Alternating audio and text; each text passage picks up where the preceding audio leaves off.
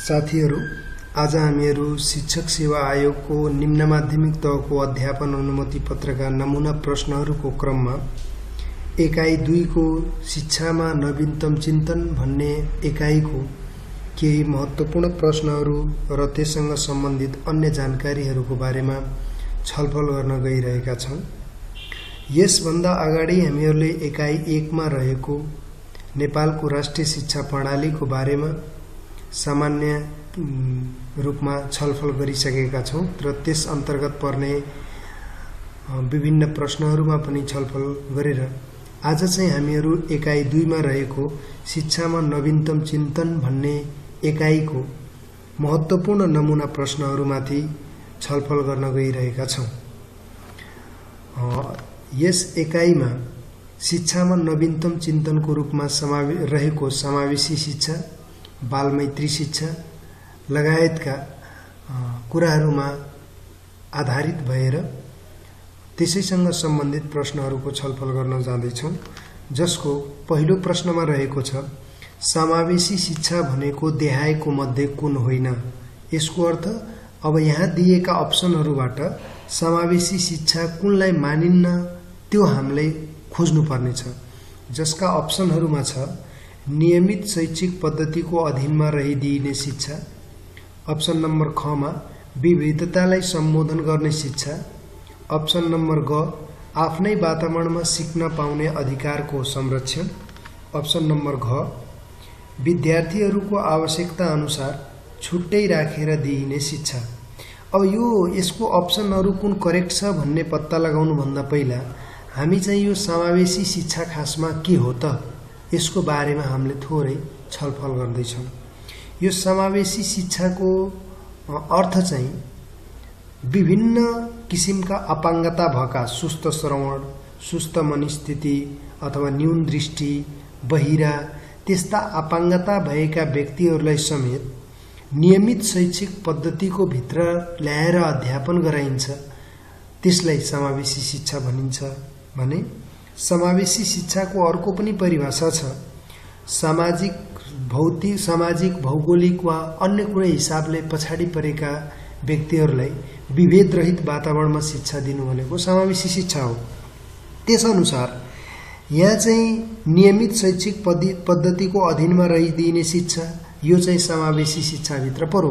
किनभने समावेशीमा शिक्षामा फरक फरक क्षमताका विद्यार्थीहरूलाई एकै ठाउँमा नियमित शैक्षिक पद्धतिको अधीनमा रहिदिई शिक्षा दिइन्छ। दोस्रो नम्बरमा विविधतालाई सम्बोधन गर्ने शिक्षा, यसमा फरक फरक क्षमता तथा आवश्यकताका विद्यार्थीहरूलाई एकै ठाउँमा सम्बोधन गरिने भएकोले यो विविधताको सम्बोधन गर्ने शिक्षा पनि समावेशी शिक्षा हो।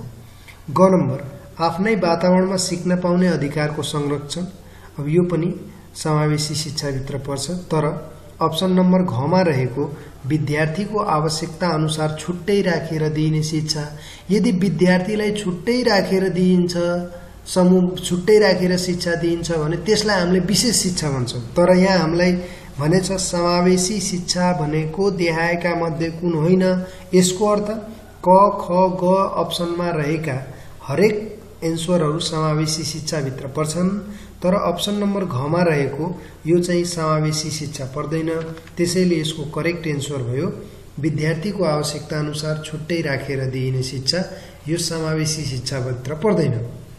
त्यसैगरी अब प्रश्न नम्बर 2 तिर लागौं। यहाँ छ, समावेशी शिक्षाको लागि पाठ्यक्रममा तोकिएका लक्षित समूह कतिवटा छन्?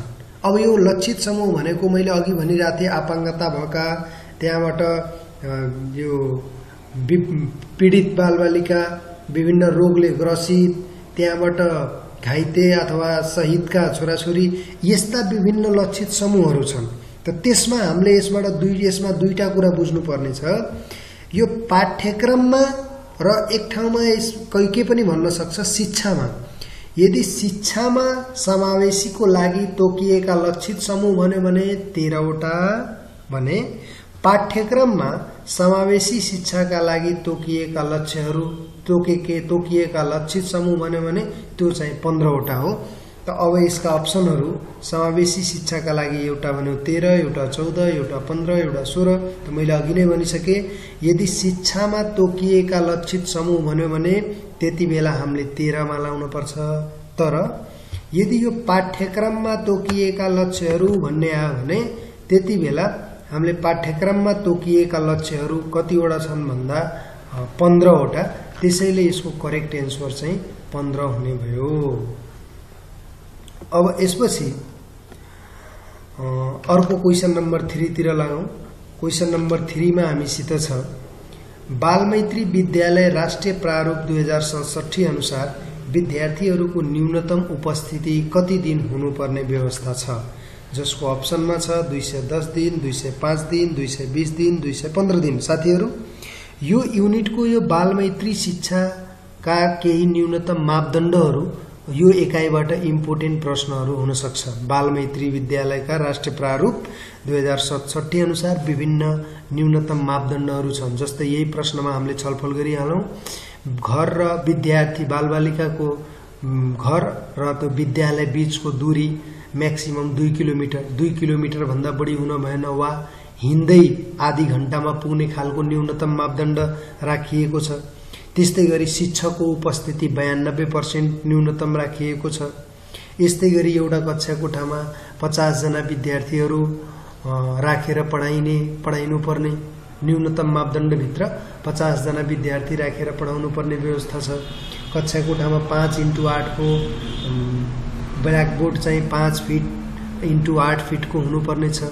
एउटा बेन्चमा 4 जना बस्नुपर्ने छ। त्यो डेस्कको चाहिँ चौडाइ 15 इन्च भएको हुनुपर्ने छ, लगायत विभिन्न मापदण्डहरू तोकिएको छ। त्यस्तै गरी विद्यार्थीहरूको कक्षा छाड्ने दर, दोहोर्याउने दर लगायतका विभिन्न मापदण्डहरू तोकिएको छ। त्यो चाहिँ हेर्न पर्ने हुन्छ जस साथीहरूले। र यो क्वेशनमा यहाँ हामीलाई भनेछ विद्यार्थीहरूको न्यूनतम उपस्थिति कति दिन हुनुपर्ने व्यवस्था छ। त्यसको करेक्ट एन्सर हो 210 दिन। 210 दिन। त्यसैले यसको सही उत्तर अप्सन नम्बर क 210 हुने भयो। अब यस्तै गरी क्वेशन नम्बर 4 मा गुणस्तरीय शिक्षाका लागि बालमैत्री विद्यालयका कतिवटा पक्ष निर्धारण गरिएको छ। अब यो गुणस्तरीय शिक्षाका लागि बालमैत्री विद्यालय राष्ट्रिय प्रारूपले विभिन्न पक्षहरू निर्धारण गरिएको छ। त्यो अब हामीले ठ्याक्कै सम्झिनु पर्ने हुन्छ। अब यसमा खासै व्याख्या गर्नुपर्ने मैले देख्दिनँ। बालमैत्री विद्यालयका जम्मी 9 वटा पक्षहरू निर्धारण गरिएको हुनाले यसको करेक्ट एन्सर अप्सन नम्बर ख 9 हुने भयो। अब क्वेशन नम्बर 4 तिर लागौं। क्वेशन नम्बर 5 मा पूर्ण निष्पक्षतामा जोड दिने सामाजिक न्याय देखाएका मध्ये कुन हो, जसको अप्सनहरू छ वितरणात्मक न्याय, अर्को विनिमयात्मक न्याय, त्यसै गरी अप्सन नम्बर ग मा माथिका दुवै, घ मा माथिका कुनै पनि हैनन्। अब यो पूर्ण निष्पक्षतामा जोड दिने सामाजिक न्याय बुझ्नु भन्दा पहिला हामीले के बुझ्न पर्ने छ भन्दा यो वितरणात्मक न्याय के हो, विनिमयात्मक न्याय के हो। यो शिक्षामा सामाजिक न्याय अथवा सामाजिक न्यायका यो दुईवटा प्रकारहरू छन्। एउटा वितरणात्मक न्याय, अर्को चाहिँ विनिमयात्मक न्याय। यो वितरणात्मक न्याय के हो भन्दा कुनै पनि वस्तु वा सेवाको वितरण गर्दा यदि निष्पक्ष रूपमा वितरण भयो भने त्यसलाई हामीले वितरणात्मक न्याय भनिन्छ। त्यसै गरी विनिमयात्मक न्याय भनेको के हो भन्दा विभिन्न वस्तु वा सेवाको वितरण गर्दा यदि स्वतन्त्रताको आधारमा छनौट गर्ने मौका मिल्यो भने त्यसलाई विनिमयात्मक न्याय भनिन्छ। यसलाई मैले एउटा सानो इक्जाम्पल दिएर पुष्टि गर्न चाहन्छु। वितरणात्मक न्याय भनेको के हो, जस्तै मानव एउटा वडाध्यक्षले आफ्नो वडावासीका हरेक नागरिकहरूलाई एक एकवटा गाई पाल्न दियौं, त्यो चाहिँ वितरणात्मक न्याय हो। किनभने यसमा पूर्ण निष्पक्षता, सबलाई समान कुरा वितरण भयो। तर यो विनिमयात्मक न्याय भनेको के हो भन्दा छनौटमा स्वतन्त्रता। यो छान्ने मान्छेले आफ्नो आवश्यकता अनुकूलता अनुसार छान्न पाएर छानो भने, जस्तै कसैले गाई खोज्यो, कसैले हैन म कुखुरा पालन गर्छु भनेर कुखुरा माग्यो अथवा पायो, कसैले बाख्रा पाल्यो। एउटा वडाबाट यदि समान चीज वितरण भयो त्यो वितरणात्मक न्याय। यदि आवश्यकता अनुसार स्वतन्त्रता, छनौटमा स्वतन्त्रता भयो अथवा आफ्नो आवश्यकता अनुसार वा आफ्नो अनुकूलता अनुसार छनौट गर्न पाइयो भने त्यो विनिमयात्मक न्याय हो। अब यहाँ हामीलाई भनेछ पूर्ण निष्पक्षतामा जोड दिने। त्यसो भए पूर्ण निष्पक्षतामा जोड दिने सामाजिक न्याय चाहिँ वितरणात्मक न्याय हुन्छ। इट मिन्स हाम्रो एन्सर क को करेक्ट हुने हो। अब अर्को क्वेशनतिर लागौं। क्वेशन नम्बर 6, महिला र पुरुष बीचको सामाजिक भिन्नतालाई के भनिन्छ? जसका अप्सनहरू छ लैंगिकता, लैंगिक, लैंगिक विभेद, माथिका सबै। अब यसमा पनि थोरै साथीहरू बीच छलफल गरिहालौं। यो महिला र पुरुषको बीचमा दुई किसिमको भिन्नता हुन्छ। एउटालाई जैविक भिन्नता, प्राकृतिक भिन्नता वा जन्मजात भिन्नता भनिन्छ भने अर्को चाहिँ सामाजिक भिन्नता हुन्छ। त महिला र पुरुषको बीचमा जुन जन्मजात वा प्राकृतिक भिन्नता हुन्छ त्यसलाई हामीले भन्छौं लिङ्ग। जस्तै यो महिलाले बच्चा जन्माउने, अब यो चाहिँ समाजले भिन्नता बनाइदिएको होइन कि यो प्रकृतिले नै बनाइदिएको हो। त्यो महिला र पुरुष बीचको प्राकृतिक भिन्नता वा जन्मजात भिन्नतालाई लिङ्ग भनिन्छ भने महिला र पुरुष बीचको जुन समाजले विभिन्नता ल्याइदिएको हुन्छ त्यसलाई हामीले लैंगिकता पनि भन्छौं, लैंगिक पनि भन्छौं, लैंगिक विभेद पनि भन्छौं। त्यसैले यो महिला र पुरुष बीचको सामाजिक भिन्नता भनेको माथिका सबै। यसको करेक्ट एन्सर हुने भयो माथिका सबै। र अब अर्को हामी प्रश्नतिर जाउँ। क्वेशन नम्बर 7, महिला र पुरुष बीचमा समानता स्थापित गर्ने अभिप्रायले गरिने सकारात्मक विभेदलाई के भनिन्छ? जसका अप्सनहरू छन् लैंगिक विभेद, सामाजिक न्याय, लैंगिक समानता, लैंगिक समता। अब यो प्रश्नमा हामीले दुईटा कुरामा बुझ्नुपर्ने छ, एउटा लैंगिक समानता, एउटा लैंगिक समता। यदि महिला र पुरुष यो बराबरी सेवा तथा वस्तुको उपभोग गर्न पाए वा वितरण गर्दा समान रूपमा बाँडियो भने त्यो चाहिँ समानता हुन्छ। वा महिला र पुरुष समान स्थितिमा छन् भने त्यो समानता हो। तर त्यो समानता स्थापित गर्ने अभिप्रायले जो कमजोर पक्ष छ त्यसलाई प्रमोट गर्नको लागि केही विशेष भेदभाव गरेर वा विशेष सुविधा दिएर अगाडि ल्याउनको लागि वा बराबर गराउनको लागि, समानता स्थापित गर्नको लागि केही जुन विशेष भेदभाव अथवा विशेष सुविधा दिएर अगाडि ल्याइन्छ त्यसलाई हामीले लैंगिक समता भन्छौं। समानता भनेको बराबरी, बराबर चाहिँ समान ढंगले चाहिँ भेदभाव नगरिकन समान ढंगले सेवा तथा वस्तुको वितरण भयो, वा चाहिँ महिला र पुरुषको बीचमा भेदभाव नगरिकन कुनै पनि सेवा सुविधामा दुवैलाई, महिला र पुरुष दुवैलाई बराबर दियो भने वा बराबर व्यवहार गरियो भने त्यो समानता हो। तर त्यो बराबरसम्म पुर्याउनको लागि यदि कमजोर पक्षलाई प्रोत्साहन स्वरूप केही विभेद गरियो, सकारात्मक विभेद गरेर प्रमोट गरेर अगाडि बढाउन खोजियो भने त्यो चाहिँ हुन्छ लैंगिक समता। त यहाँ हामीलाई समानता र समता हो खास छुट्याउनु पर्ने।